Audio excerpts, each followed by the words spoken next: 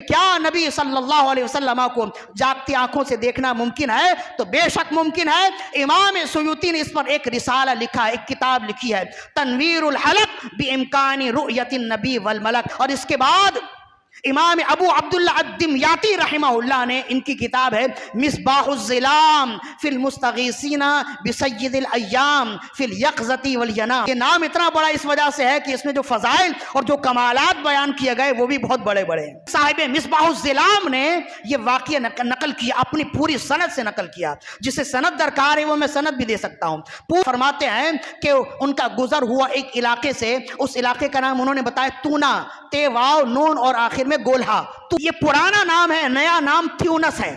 یہ الجزائر کے قریب ایک علاقہ ہے، الجزائر اور لیبیا کے بیچ میں یہ علاقہ پڑتا ہے، یہ ایک الگ ریاست ہے تیونس کے نام سے۔ امام ابو عبداللہ الدمیاطی فرماتے ہیں جب وہ وہاں گئے تو آپ نے دیکھا وہاں ایک مسجد بنی ہے اور مسجد کا نام لکھا ہے مشہد النبی، یعنی یہ وہ مسجد ہے جہاں نبی صلی اللہ علیہ وسلم تشریف آوری ہوئی۔ مشہد کا مطلب تو یہ ہوتا ہے کہ کوئی شخص وہاں پہ موجود ہو، جیسے مشہد علی، مولا علی وہاں موجود ہیں، مشہد حسین، حسین جہاں موجود ہیں، تو یہ ظاہر ہو گیا کہ یہ جگہ نبی صلی اللہ علیہ وسلم کے نام کے ساتھ منسوب ہے۔ تو یہ گھبرائے اور حیران ہوئے کہ یہاں نبی صلی اللہ علیہ وسلم کا گزر کیسے ہوا اور کب ہوا؟ تو کہتے ہیں کہ جب انہوں نے علماء سے دریافت کی تو کہتے ہیں کہ علماء اپنے شیخ کے پاس لے گئے۔ جب ان کے شیخ کے پاس لے گئے تو امام ابو عبداللہ الدمیاطی فرماتے میں نے دیکھا کہ میں نے زندگی میں ایسی نورانی شخصیت نہیں دیکھی تھی۔ ان کے الفاظ موتیوں کی طرح جھل رہے تھے اور ان کے الفاظ سے علم اور انفار کی باتیں نکل رہی تھیں۔ تو کہتے ہیں کہ وہ ان کے سامنے دو زانوں بیٹھ گئے، لوگ کہنے لگے حضور مشہد النبی کے بارے میں انہیں بھی آپ بتائیں، یہ اس حوالے سے آپ سے معلومات لینا چاہتے ہیں تاکہ یہ آگے روایت کریں۔ تو کہتے ہیں تھوڑی دیر تک تو سر جھکا کر سنتے رہے اور پھر کہنے لگے کہ ہمارے علاقے میں ایک شخص تھا جسے کوڑ کا مرض ہو گیا، لوگ اس سے دور ہونے لگے، اس کے اہل و عیال نے، اس کے اہل خانہ نے بھی سب نے دور کر دیا اور یہ تنہا ہو گیا۔ بہرحال اپنے گھر میں اپنی زندگی کے آخری ایام گزار رہا تھا۔ تو کہتے ہیں لوگوں کو مزید خوف ہوا کہ کہیں اس کی وجہ سے بیماری ہمارے علاقے میں نہ پھیل جائے۔ تو کہتے ہیں لوگ اسے چھوڑ کر آئے ایک جنگل میں۔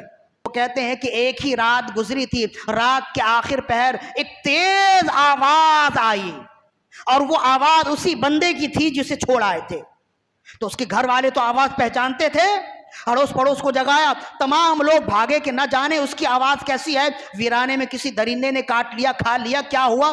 تو کہتے ہیں جب وہاں پہنچے تو دیکھا کہ وہ بندہ جسے ہم کوڑ کا مریض سمجھ کر چھوڑ گئے تھے وہ صحیح سلامت بالکل اپنے پیروں پر کھڑا تھا اور پہلے سے زیادہ جوان، توانا اور خوبصورت لگ رہا تھا۔ تو لوگ حیران ہوئے، کہنے لگے اگر تم وہی ہو تو ہم چھوڑ کر کسے گئے؟ اگر ہم چھوڑ کر تمہیں گئے تھے تو یہ حال تمہارا کیسے ہوا؟ تو کہنے لگے کہ یہ بہت تفصیل طلب ہے۔ تمام لوگوں کو قریب کیا اور کہنے لگے کہ جب تم مجھے چھوڑ کر گئے تو میں رب سے دعا کرنے لگا یا اللہ یا تم مجھے موت دے دے یا میری تکلیف دور کر دے۔ اور نبی آخر الزمان صلی اللہ علیہ وسلم کی بارگاہ میں کثرت سے درود و سلام پڑھتا رہا تو میں نے دیکھا کہ سامنے سے دو احباب میرے قریب آئے اور اتنے قریب آئے کہ ایک ہاتھ کا فاصلہ تھا۔ میں ان کے پورے خد و خال کو اپنی جاگتی آنکھوں سے دیکھ رہا تھا اور پورا خد و خال تفصیلاً بیان کر سکتا ہوں۔ تو ان میں سے جو بڑے تھے اس نے کہا اے بندے کھڑے ہو جا، اور یہ جگہ مسجد بنا۔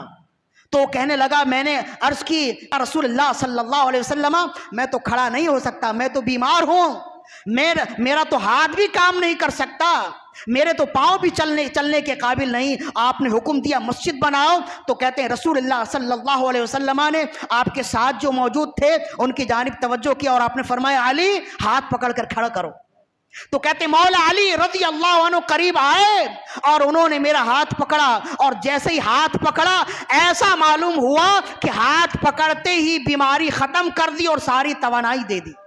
اور پھر میں کھڑا ہوا، رسول اللہ صلی اللہ علیہ وسلم نے اپنا دست اقدس میرے چہرے پر پھیرا تو ایسا محسوس ہوا کہ ارد گرد کی تمام جگہیں روشن ہو گئیں۔ اور پھر رسول اللہ صلی اللہ علیہ وسلم نے ارشاد فرمایا یہ ہر کسی کے ساتھ نہیں ہوتا ہے، کسی کسی کے ساتھ ہوتا ہے، لہذا نشانی کے طور پر اس جگہ مسجد بنانا اور میرے نام سے مسجد بنانا۔ پھر آپ تو چلے گئے اور پھر جب میں نے پکارا اور تم سب آئے تو اب میرا हाल तुम देख रहे हो। लिहाजा ये करम रसूलुल्लाह सल्लल्लाहु अलैहि वसल्लम का है। अता की बारिशों में वो कमी होने नहीं देते, कभी बर्बाद आका जिंदगी होने नहीं देते।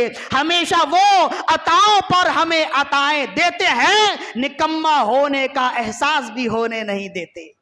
तो हजरत अबू अब्दुल्ला दिमयाती फरमाते हैं, वो शख्स कौन था जिसके साथ ये वाकया हुआ? तो शेख कहने लगे, मैं ही था जिसके साथ ये वाकया हुआ था। और उसने कहा, मैंने जागती आंखों से रसूलुल्लाह को फकत देखा ही नहीं है, मैं इस बात का इकरार करता हूं कि रसूलुल्लाह जागती आंखों से देखे भी जा सकते हैं, और रसूलुल्लाह अगर करम फरमाए तो वो किसी बीमार को शिफायाबी भी दे सकते हैं। तो कहते इसी वजह से यहां मस्जिद बनाई गई है, और इस मस्जिद का नाम मशहदुन नबी रखा गया है, इसलिए कि नबी सल्लल्लाहु अलैहि वसल्लम अपनी हयात में तो यहां तशरीफ नहीं लाए, लेकिन बादत विसाल ऐसे तशरीफ लाए हैं जैसे हयात में तशरीफ लाते हैं। इस वजह से इस जगह का नाम मशहदुन नबी रखा गया है। सल्लु अलल हबीब, अल्लाहुम्मा सल्लि अला सय्यिदिना व मौलाना मुहम्मदिन मादिनिन जूदि वल करम व अला आलिहि व अस्हाबिहि व बारिक वसल्लम। जलवाए यार इधर भी कोई फेरा तेरा, हसरतें आठ पहर तकती हैं रश्ता तेरा।